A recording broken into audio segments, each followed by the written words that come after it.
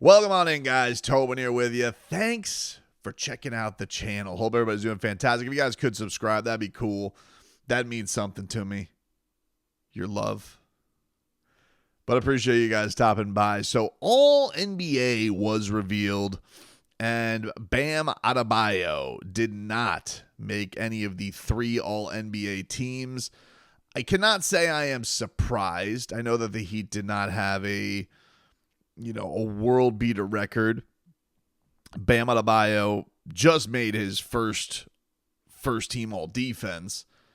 And I had also figured like the Heat having a media session for Bam for defensive player, but not for all NBA. I think they probably had the in on knowing what was likely the case. And because why wouldn't you just wait? If you knew Bam was going to make All-NBA, why not just wait till the end of that to talk about it? But either way, he does not make it. He does not make one of the top 3. And I think honestly the thing that bothers me the most about it is not that he didn't make it. I'm okay with it because it's like, all right, you don't think he's one of the top 15 players in the league this year. They went positionless and they're doing top 15 votes. But the lack of votes that he got, like the lack of even appearance on the ballot, I just found stupefying. You know, I cannot fathom that people who watch this league and watch how good this guy is, and he got a total of 5 votes on this. 1 second team vote and 4 third team votes. And I think now that I think this is the final out, so I guess we're going to get the unveiling of everybody who did votes. But, Paolo Banchero got more points than he did. De'Aaron Fox got more points than he did. Zion. Victor Wembanyama, who, dude, all right. He had a great year. You guys made him first team all-rookie. Victor Wembanyama deserves more All-NBA votes than Bam did for the Spurs. I think a lot of crazy to me. Jaylen Brown got no second place votes, but got 50 third place votes. So that's the way that went. But Bam was basically second to last on others receiving votes. Only DeMar DeRozan was below him, who got 1 third place vote in the whole thing. The one that honestly bothers me to my core, and I know statistically he had a good season, was Domantas Sabonis, because while they do not play similar games as far as Sabonis is an offensive first player, very talented, obviously could put up, but he had like crazy double streak that Frog Boy was telling me about today, like 50 plus games, and averaged near a triple double, but not like blow your mind numbers from Domantas Sabonis. The dude is an absolute chair when it comes to defense. And he's gotten an MVP vote, a DPOY vote, All-NBA, makes third team, and he's never won a playoff series. Never. I'm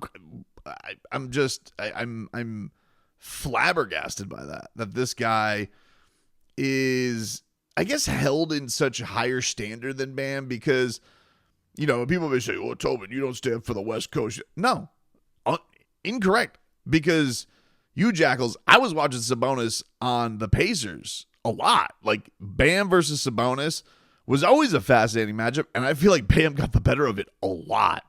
And I think that Bam is a better player than Domantas Sabonis, and I just feel like that voting, not only the fact that Domantas Sabonis, great, you want to reward his season, Heat Kings, same amount of wins, they didn't make the playoffs, but you want to reward him, that's fine. But how are so many more people rewarding him and so few people are voting for Bam? Like that, to me, the gulf there for matchups I've seen on the court with these two together. And I'm like, well, yes, I'm biased, but I think Bam's a better player than the guy. And I just think the gulf in voting, it to me, it's like a cliche, like, oh, I watch League Pass. I'm very well-rounded because I watch my Kings basketball. And that's why Sabonis is getting so much love. It just seems very political to me. I don't know. I don't like that one. I would have been better off if Jaylen Brown did make it. I would have been like, all right, well, they were a stupid record this year, like multiple All-NBA players, totally cool with it, Even like Tyrese Maxey the year that he had, if he would have made it, I would have been more okay with it. But like to see Bam be as far down on this list, you might as well just call it all offense then. Don't call it all NBA. That's what you should call it. You should just call it the Kia all offense NBA team voting. Have an all defense team, have an all offense team. And that's the way it should go, because that's the way it feels with the voting on this stuff. It does. And Bam, there are repercussions with this. So why these are the rules, I don't know, but these are the rules. So he did not make all NBA, and so that affects his ability to get a supermax. He is now no longer allowed to get a contract extension that would have been 4 years, $245 million. And I believe the new number is 3 years, 165. And that would be an extension that starts in 26, 27. So that's in 3 seasons, right? Because next year is 24, 25, 25, 26. So 2 more seasons. This would have tacked on after 2 more seasons, 3 more seasons. So instead, he gets, I guess, an average of about $55 million as opposed to over $60 million a year. And yeah, that stinks for him. But I'm sure it's less stinky that he wasn't even close. Because the only way you could get there is if you're defensive player of the year. All defense doesn't count. Again, I don't know why the rules are the rules, but yeah, that's a bummer. Now, Bam reacted to this. This got a little juicy because he's not a big social media user, Bam. So having him do anything on social media of note like that, because yesterday he was celebrating, he put the first team all defense gif, and then today he posted after this went down. Very interesting. He posted the GIF. I don't know if you guys haven't seen this. I'll throw this up here. But if you guys have never seen it, it's a GIF of like, it's Cam Newton. He's on the sidelines and he's just like, I'm imagining this is a game where like somebody just scored and he just is like very focused, like nods his head and is okay, noted. We got to go. We move, basically, right? And so it's like it's almost like a motivational GIF more than a feeling disrespected GIF, I guess. But you got to imagine that feels a little bit when he sees those results. He's like, Jesus, not even close. Not even close. I think it's disrespectful. I really do. I probably would have felt different if I would have seen more return. But it felt like he barely got on the ballot. It's crazy to me. And yeah, having another guaranteed $60 million that you're not able to get. Look, Bam is going to be very wealthy, you'd imagine, unless there is some heist or some catastrophic financial decisions.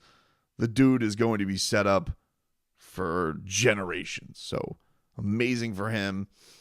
But everybody wants to get paid their most worth. And he sees guys in the league who get a stupid award because some basketball nerds are up at 10 o'clock in their mom's basement watching Kings games, and they think that they're enlightened because they vote for Donovan Sabonis, and he has to sit here and he can't get that extra year. So whatever.